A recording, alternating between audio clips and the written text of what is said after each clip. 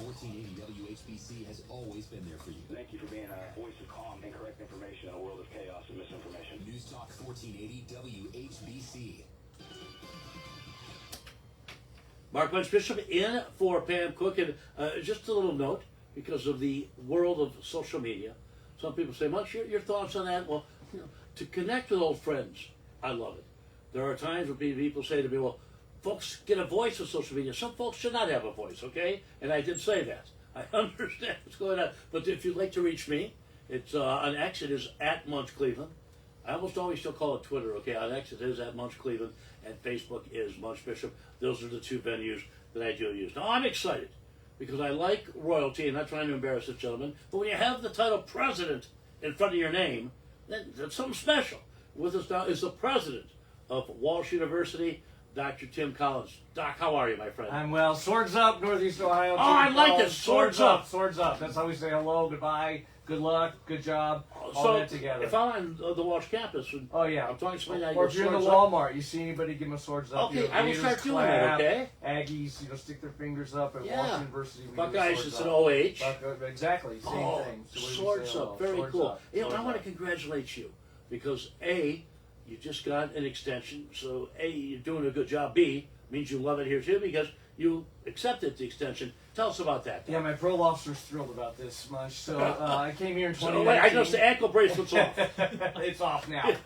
Yeah, Brenda and myself were very excited and honored and humbled. We came in 2019 on a 3-year arrangement, and we came here for work. And then in 2022, they extended it out to 2027. And along the way, our work turned into love. We fell in love with the place, and so now the board of directors has just recently voted to extend us out to 2030. So I'll put 11 years in here. I love it. This is my third opportunity to retire at the end of this, so I look forward to that. But right now, we have a lot going on at Walsh University. We're off to a great start this year. In 2020, we threw out the semester system. So we actually started... Whoa. So were you quarters, then semesters, or always semesters? We were always semesters. So what'd you do with that? So we started, it's almost a quarter system, not quite, but we started a new term every other month.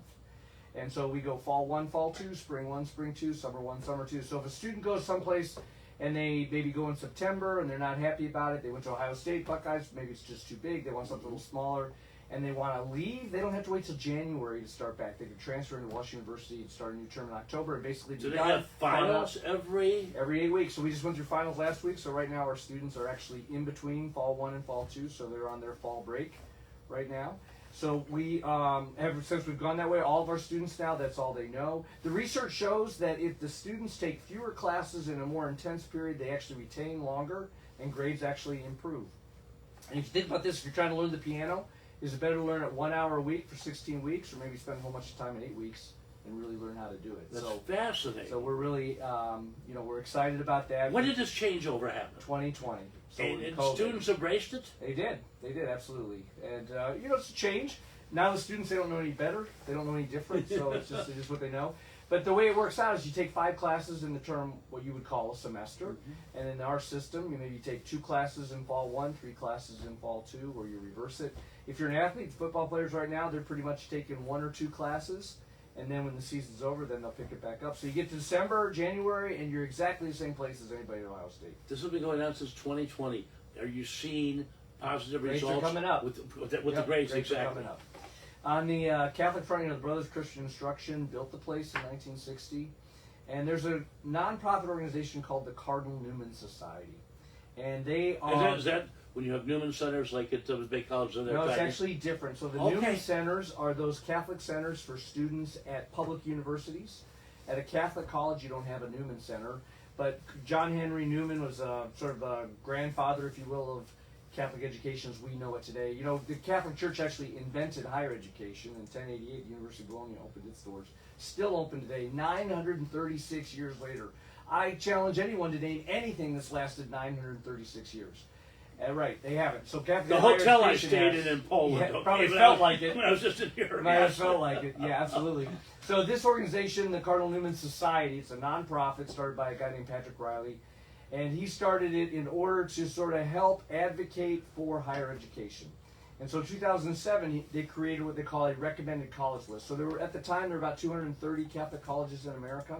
They looked at all of them and only found a small portion of them, about 10% of them, that were actually still faithful to what we've been doing for 936 years. And so they've come out with this recommended school list. And it's been 1 year renewals. Basically, they look at you every year. Well, so this is not something that isn't just carte blanche. I mean, Right. they No, put you you have underneath to, the microscope. it's an objective look at what you're doing, how you're doing it, what you're teaching, who's teaching. And so Walsh University has been on this list of recommended colleges by the Cardinal Newman Society since 2013. So a little more than a decade. But this year, for the first time, instead of a year-to-year renewal, Patrick Riley was here and announced publicly that Walsh University is the first university that got a 5-year renewal. They are so confident that we're being so faithful to Catholic education, to what we've always intended to do in terms of preparing our students, not just for that first destination, but for their life and their life's purpose, that they have given us a 5-year green light. So sadly, they would love to have every Catholic college and university on that list, but there's only 14 of us here in the United States that are on that list, so it's a very, very small piece. But it's exactly what the brothers did here in 1960 when they built the place. Dr. Tim Collins, the president of Walsh University, Swords Up. Swords Up. All right, is with us here. Theology classes, religion classes, are they part of the curriculum? They are part of the curriculum. Is it an elective? Is it a requirement? No, it's required. So basically every graduate at Walsh University graduates with 2 majors. They have a program that they're interested in, maybe finance, accounting, exercise science, and a program that we're interested in that we call the core. And so in the core, there are 2 theology and a philosophy. So we added another theology course to our core 2 years ago when we reshaped our general ed curriculum. So these are requirements? These are requirements, Love which it. is what is part of the unique experience of a Catholic education, is that you get some foundational knowledge. What we actually do is we teach our students how the world works. And so today, sadly, in public education, we prepare people for a job. And so we think it's a very utilitarian approach. We're just going to teach you what you need to know to be an accountant. But we're actually not preparing them just for a job. We're preparing them for their life and their life's purpose. So today at Walsh University, we broke the career model a couple of years ago, put it on the ground, smashed into 1,000 pieces. We're trying to get rid of this word career. The research shows that kids today are going to change jobs Munch 11 times before they actually reach age 55. I have a 31-year-old who programs microscopes. Football player, but fell in love with physics in high school because of the teachers.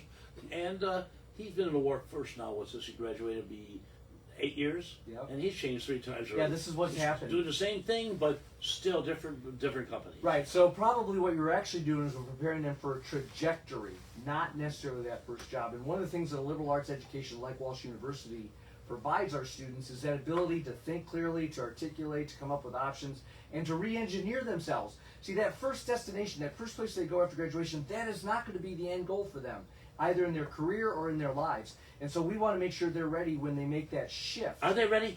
They are absolutely ready. Love to hear They that. are absolutely ready. And so as they change I'm a jobs, father they're of prepared. 4 college grads, so Yeah. that's what I need to find Yeah, out. nobody wants their college-age kid back in their basement at the end of all this. We want them actually out there in the workforce, being productive citizens, being leaders in their communities. If you look around, everything, everywhere, companies, nonprofits, they're all being run by people who have a college degree. It's just a fact that in America, college-educated individuals have what built the country into what it is. It's what provides jobs, it provides opportunities, it provides leadership in our communities, it provides all these services.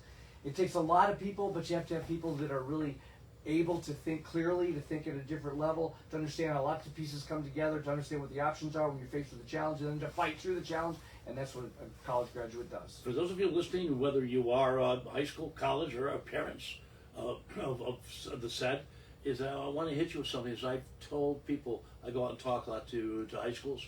I said, you know what? You want to go into business? What I'm doing? Okay, media schools are fine this and that, but get a college degree. When everything shakes down and everything's set up, look at Billy, graduate of Mount Union, is that when everything shakes down, it makes a huge difference. And people say, "Oh, come on, you sound like..." No, I sound like my dad, whatever.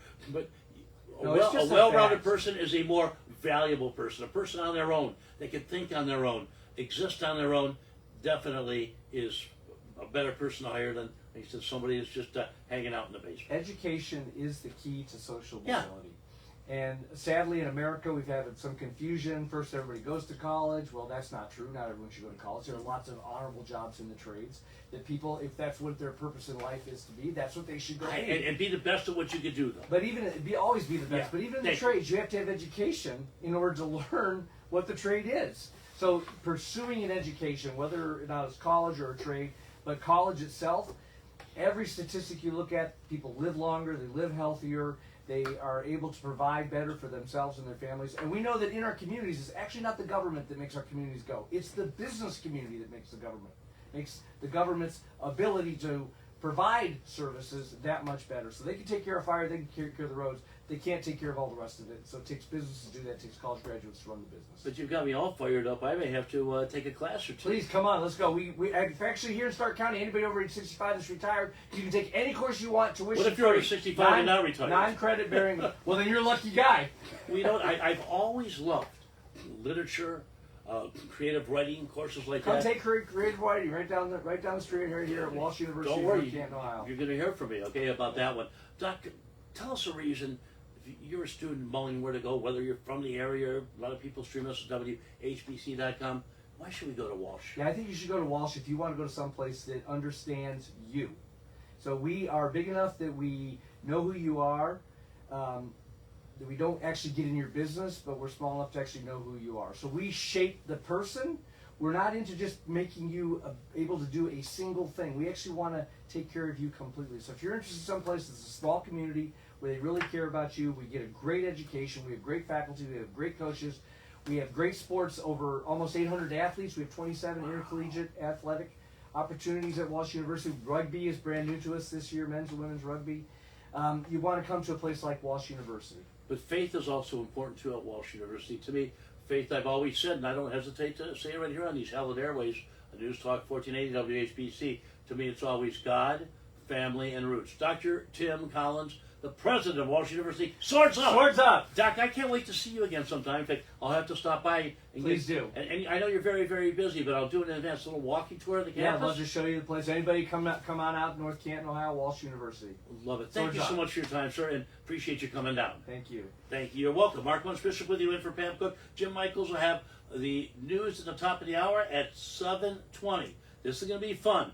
Dan Belford, of course, WHBC play-by-play guy. We'll talk some high school sports with him. Coming up to 8:20, Matt Underwood, 8:45, Bart Boda. A lot of Guardians talk coming your way. It's a very, very, perhaps biggest story right now in Northeast Ohio. Mark Munch Bishop in for Pam Cook. Billy Beebe by my side right here on News Talk 1480 WHBC. Brought to you by Cleveland And doing fast. Hospital. That was fantastic. Beautiful.